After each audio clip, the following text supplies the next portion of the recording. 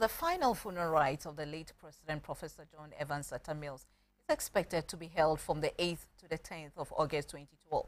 However, according to the family, his 7th-day celebration, which is to be marked tomorrow, will be observed in a private and solemn manner. Some relatives, friends, government officials, as well as delegations from traditional councils were at the residence of the late president to commiserate with his wife, Dr. Mrs. Ernestina Atta Mills. A number of personalities, family, friends, relatives and sympathizers were at the late president's residence to console his wife, Dr. Mrs. Ernestina Atta Mills. They included members of the Actors Guild, executive and leader of the Convention People's Party, Dr. Abu Sakara, a cross-section of women from the Makola market, wives of police and army officers, as well as chief executive officers of public agencies and institutions in the country. We'll continue to work assiduously, very committedly, as we've been doing before, to ensure that his vision, his ambition, his aims, the things that he will want for the people of this country, for which we are responsible in implementing, will translate to the benefits of our people. As our constituent, a whole big tree is uprooted in our lifetime.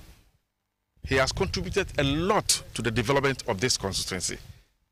And we don't know what words to use to express the love he showed to us. But may the good Lord keep him in his bosom and give him an everlasting resting place. We of the Nkrumah's fraternity recognize in His Excellency President John Atta Mills a true Nkrumahist. And therefore, we are also here to let her know that we remain committed to our cause, the cause for which he also lived and worked. And those of us of the successor generation will continue so that she can feel a sense of fulfillment, that the sacrifices that he made will not be in vain.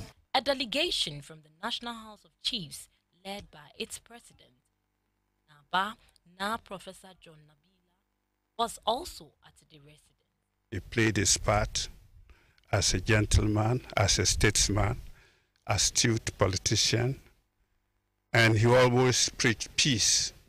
And I think the only thing that we can do to remember him is to make sure that we have peaceful elections and also make sure that we unite around the current president so that he can unite the nation. A delegation of chiefs and queen mothers from the Anglo Traditional Council in the Volta region, led by Togbi Addo, with the aid, a representative of the Awomafia, also called on the former First Lady. Well, he has left a legacy for us.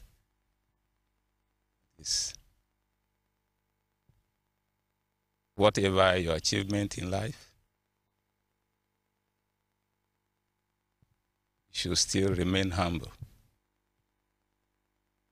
and loving. A representative of the Ga Paramount too, Ni Yaote Otuga, also led a delegation from the Ga state to call on the former First Lady. According to him, the Homoho will be celebrated in low-key on Saturday due to the tragedy that has befallen the country. He would sacrifice everything for others. And we are so grateful God gave him to us at this time. And we know that he would have a blissful rest in the arms of the Lord. The Gadangwe delegation were also there to mourn with their daughter, Dr. Mrs. Ernestina Atta Mills. A delegation from the Cape Coast Traditional Council were also called on the former First Lady, signed the Book of Condolence and held a closed-door meeting over the arrangements for the burial of the late president. According to a brother of the late president, Dr. Kadman Atta Mills, the family is expecting to mark the 7th-day celebration tomorrow in a solemn and private manner to signify what the late president stood for. The state, and in fact a number of organizations and churches and things like that, are preparing and organizing an 8-day celebration.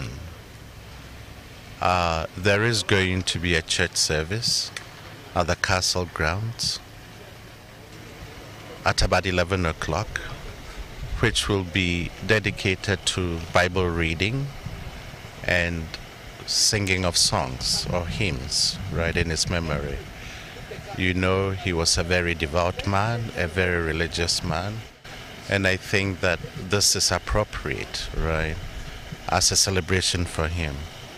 I also know that they are organizing an 8-day celebration in Cape Coast, our hometown, where we hail from, and the rest of my family will be attending it.